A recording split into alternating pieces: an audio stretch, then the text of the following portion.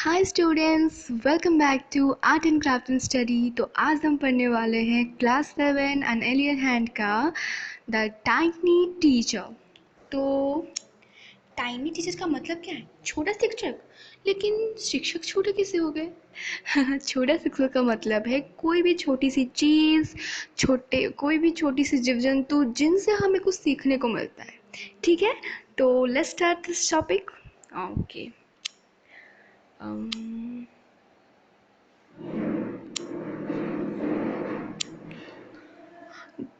Though so very small, the ant is unbelievably intelligent and hardworking. Among the various kinds, the commonest ant is black or red.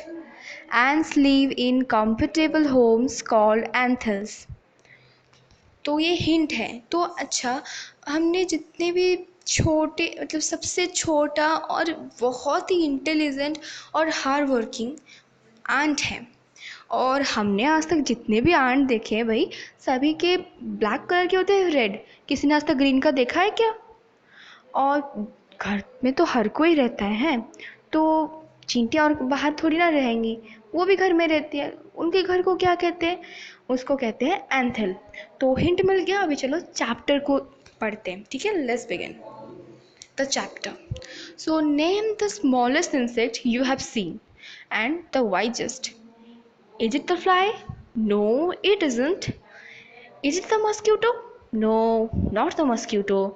Then it must be a worm. No, none of this. It is the ant, the commonest, the smallest, but the wisest insect. The story of an ant's life sounds almost untrue, but people have kept ants as pets and have watched their daily behavior closely. So we know a number of facts about this tiny, hardworking and intelligent creatures. तो आप लोग भी बताओ, ऐसा कोई जीव जो बहुत ही छोटा है और बहुत ही इंटेलिजेंट है, क्या क्या देखा है आप लोगों ने? क्या वो एक फ्लाई है, मतलब एक मक्खी है ना? क्या वो एक मच्छर है? कभी नहीं। क्या वो एक वॉर्म है? नो, इनमें से कोई भी नहीं है। तो ये क्या है? मतलब ये एक छोटी सी चींटी है। कॉमनेस्ट भी है, this the commonest and the smallest. छोटी सी है लेकिन सबसे बुद्धिमान इंसेक्ट है। और आज तक हमने कितने सारी स्टोरीज़, मतलब किसी के लाइफ स्टोरीज़ के ऊपर, नहीं तो सोल्जर की पढ़ी होगी आप लोगों ने, और किसान की पढ़ी होगी, लेकिन ये एंट्स की लाइफ स्टोरी क्या है? थोड़ा सा अलग नहीं लग रहा ये? हाँ, क्या होता है ना, जो लोग हैं वो एंट्स को अपने पेट्स के हिसाब से रखते हैं, और वो डेली डेली क्या करते हैं, उनको निहारते रहते हैं, घूरते रहते हैं, जो भी बोल लो आप, तो ऐसा करते हैं। तो इनके बारे में उन्होंने बहुत सारे फैक्ट्स निकाले हैं। किसके बारे में ना? छोटा सा लेकिन बहुत ही काम करने वाला सबसे इंटेलिजेंट क्रिएचर एंट। तो हम भी थोड़ा पढ़ लें भाई। An ant uses its feelers or antenna to talk to other ants by passing messages through them. Watch a row of ants moving up or down the wall. Each ant greets all the other coming from the opposite direction by touching their feelers. तो ants कैसे बात करते हैं? उनका थोड़ी ना मुंह होता है, वो अपने एंटीना से बात करते हैं। एक दूसरे से एंटीना को टच करके वो बात करते हैं। एंटीना क्या है, यहाँ पे दिखाती हूँ, रुकिए मैं बड़ा करके दिखाती हूँ एंटीना। ये देखिए, ये जो एंटीना देखो ऐसे मिलाते हैं और बात करते हैं। आपने कभी ना कभी कभी दीवारों में तो आप लोगों ने देखा ही होगा ऐसे आंट को चलते हुए, है ना? आप लोगों ने देखा ही होगा कि हर दीवार के कहीं पे भी देखा होगा। तो वो जब चलते हैं ना ऐसे, हाँ, मतलब एंटीना को मिलाते हैं एक दूसरे से और पूछते हैं, क्या कहीं पे तूने खाना देखा था? ऐसे ही कुछ वो लोग अपना अपना बात करते हैं। तो आगे पढ़ते हैं हम लोग। There are many kinds of ants. The commonest among them are the black or red ones. We have seen them since we were children but have not paid attention to them. Where do they live? In their comfortable homes called nest or anthills. Each has hundreds of little rooms and passage. In some of these rooms, the queen's ant lays eggs. Other are nurseries for the young ones called grubs. तो अम, यहाँ पे जानते हैं कि बहुत सारे type के ants होते हैं, लेकिन उनमें सबसे कॉमन ब्लैक और रेड है, जिनको हम बचपन से देखते आ रहे हैं, काले चींटी या फिर रेड चींटी को। बट बचपन तक देखते तो डर के से चले जाते थे ना, क्योंकि काट लेगा। लेकिन हमने उन पे इतना ज़्यादा अटेंशन नहीं दिया कि कहाँ पे रहते होंगे वो। उनके घर को नेस्ट कहा जाता है या फिर एंथिल्स कहा जाता है। ठीक है, नेस्ट और किसके घर को कहा जाता है, let me know in the comment section. और किन किन के घर को नेस्ट्स कहा जाता है। ठीक है, तो ये जो चींटियाँ हैं ना, हर एक चींटी का each has hundreds of little rooms and passages, हर एक का हंड्रेड्स ऑफ रूम है, पैसेजेस है। अब हमारे पास एक एक घर होता है, इनके पास 100 है, बहुत अच्छी बात है। तो इनमें से एक कुछ रूम्स में रानी चींटी रहती है जो सिर्फ एग देती है, और बाकी सब नर्सरीज मतलब छोटे छोटे बच्चों को केयर करने के लिए होती हैं। और छोटे छोटे बच्चों को ना ग्रब्स कहा जाता है, जो हमें इन्फॉर्मेशन दे चुका है। तो अभी आगे बढ़ते हैं। Workers have their reserved quarters, they spend most of their time searching for food. Some rooms serve as storehouses for this food. Soldiers have separate barracks. No workers has ever tried to live in a soldier's house. No soldier has even gone out searching for food. No workers or soldiers or cleaners has ever harmed a grub. So you see, an ant's life is very peaceful. Each does its share of work intelligently and bravely, and never fights with other members of the group. तो workers भी होते हैं जो काम करते से तो जो भी वर्कर्स होते हैं वो अपना अपना उनका एक रिजर्व्ड क्वार्टर होता है। ठीक है, तो उनका मोस्ट टाइम जो वर्कर होते हैं खाना ढूंढने में चला जाता है।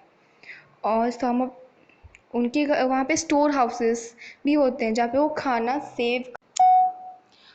तो उनका स्टोर हाउसेस में ना वो खाना सेव करते रखते हैं। और सोल्जर्स हैव सेपरेट बैरक्स। तो बैरक्स का मतलब होता है, तो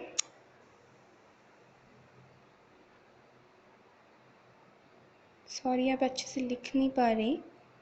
बैरक्स का मतलब होता है सेनागार। ठीक है, बैरक्स का मतलब होता है सेनागार।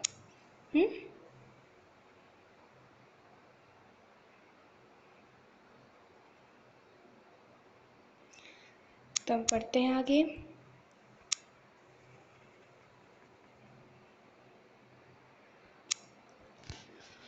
तो कभी भी मतलब एक वर्कर्स जो होते हैं किसी भी सोल्जर के हाउस में रहने की कोशिश नहीं करते हैं। और कभी एक सोल्जर ने भी बाहर जाके खाना ढूंढने की कोशिश भी नहीं की। And even none of them harm any of the grub. कभी किसी ने कोई भी एक ग्रव को मतलब सोल्जर हो, क्लीनर हो, वर्कर हो, किसी ने हार्म नहीं किया।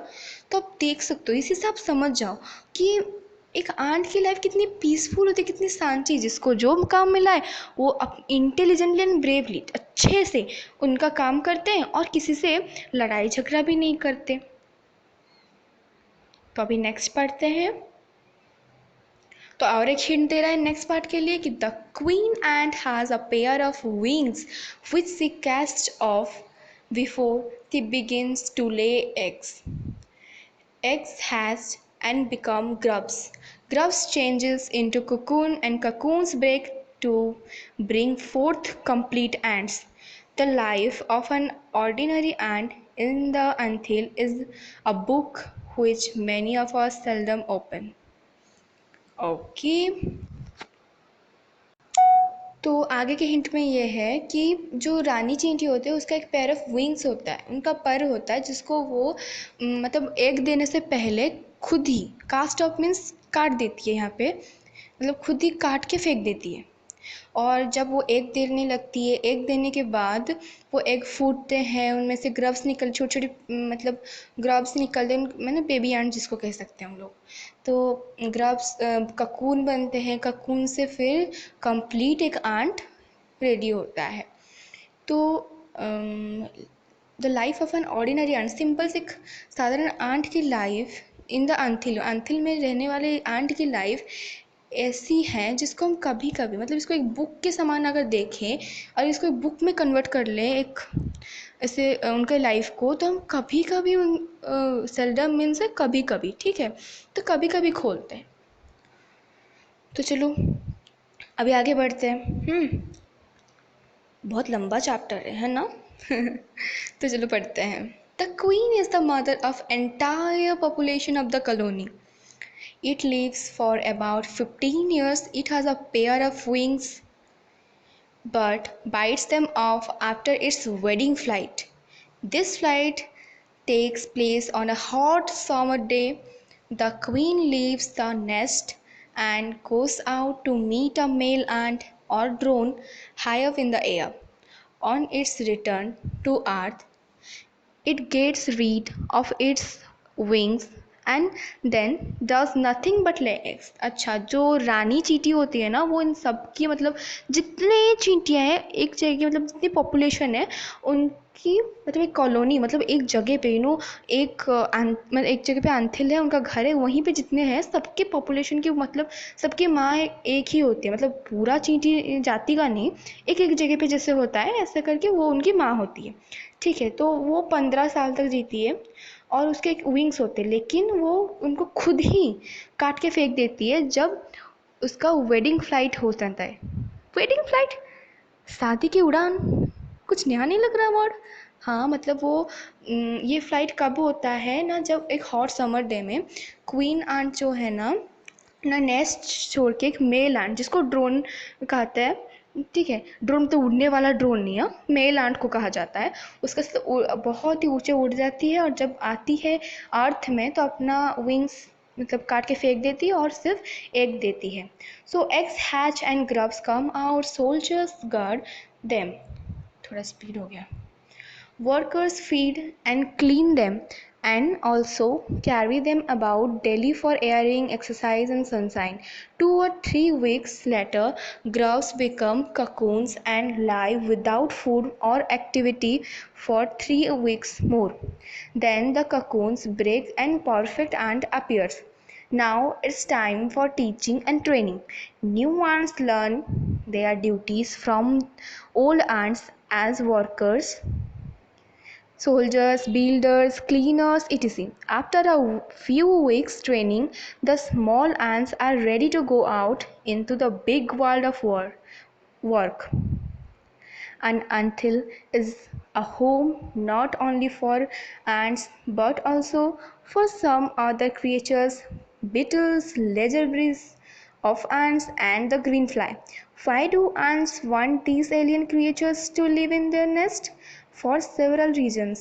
Some give off smells pleasant to the ants' senses, others give sweet juices, and some are just pets for or playing thing like cats or dogs to human being.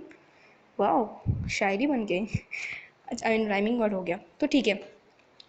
तो जब egg hatch हो जाता है उनमें से grub निकल आता है, मतलब छोटे छोटे बेबी एंट्स निकलते हैं, कितने क्यूट होते हैं। तो सोल्जर उनको उनकी सुरक्षा करते हैं, वर्कर उन्हें खाने को देते हैं, उनको क्लीन करते हैं और डेली उनको बाहर एयरिंग के लिए मतलब फ्रेश एयर के लिए, एक्सरसाइज, सनशाइन के लिए लाया जाता है। 2 से 3 वीक के लैटर 2 से 3 वीक तक उनको ऐसा करा जाता है और उसके बाद उसको ऐसे ही छोड़ दिया जाता है। ग्रब्स ककून तैयार करते हैं एंड वहीं पे बिना खाने के बिना एक्टिविटी के 3 वीक तक पड़े रहते हैं। उसके बाद जब ये ककून फट जाता है, एक पूरा आंट निकल आता है और अभी उनको टीचिंग और ट्रेनिंग का है। तो जो ओल्ड आंट होते हैं वो उनको डिफरेंट वर्क सिखाते, जैसे वर्कर्स का, सोल्जर्स का, बिल्डर्स का, क्लीनर्स का। और कुछ वीक के ट्रेनिंग के बाद जो स्मॉल आंट होता है वो इस बहुत से बड़े दुनिया जहाँ पे सिर्फ काम ही काम है निकल आता है।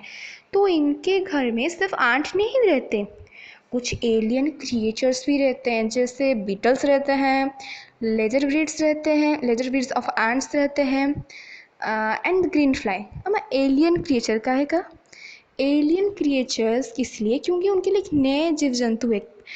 तो इसके बारे में और एक चीज़ है जो आपको मैं बताऊंगी बाद में। तो उनको रखते हैं, कुछ तो रीज़न होगा, हम बिना रीज़न के इंसान को किसी को ना रखे, ये तो फिर भी चींटियाँ हैं। इसका मतलब क्या है मुझे भी नहीं पता।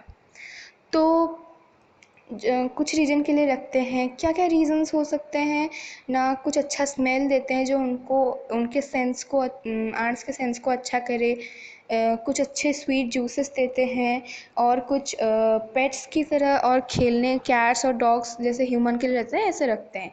सो नेक्स्ट पढ़ते हैं, the green fly is the ant's cow, the ant's train is to give honeydew like milk. Honeydew जो है मिल्क की तरह होता है, with a touch of their antenna they milk it just as we milk the cow. मतलब वो क्या करते हैं ना, वो ग्रीन फ्लाई जो कि उनका काव है, जैसे हम गाय से दूध लेते हो, हनी ड्यू भी ऐसे गाय मतलब वो उससे दूध की तरह होता है जिसको एक एंटीना से टच करते ही दे देते हैं।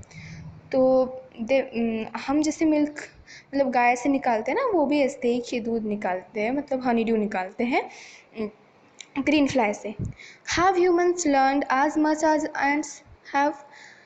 क्या इंसान ने जितना चींटी से चींटी ने जितना चींटी के पास इतना पावर है समझने का, मतलब वो जितने जितना समझा है कि इंसान ने कुछ उतना समझा है, perhaps they have but they have not put their learning to good use. मतलब हाँ समझा है, सीखा है, लेकिन अच्छे यूज़ में अपनी लर्निंग को यूज़ नहीं करता।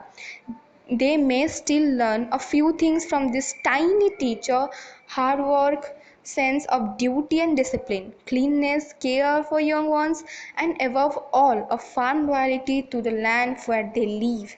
तो उसने जो और भी कुछ है, जो इस टाइनी टीचर जिसने जो हार्ड वर्किंग करता है, जिसके पास सेंस ऑफ ड्यूटी के लिए अपना सेंस डिसिप्लिन है उसके पास, उसके बाद क्लीननेस है, अपने छोटे बच्चों मतलब छोटे छोटे जो होते हैं उनके आंट्स के लिए केयर है और सब कुछ। एंड जिस लैंड पे वो है उसके लिए लॉयल्टी है, विश्वास, मतलब वो उसके लिए लॉयल है। तो अगर आपको चैप्टर का समझना अच्छा लगा तो like, share and subscribe our channel. Next we will gonna to study the next chapter. तो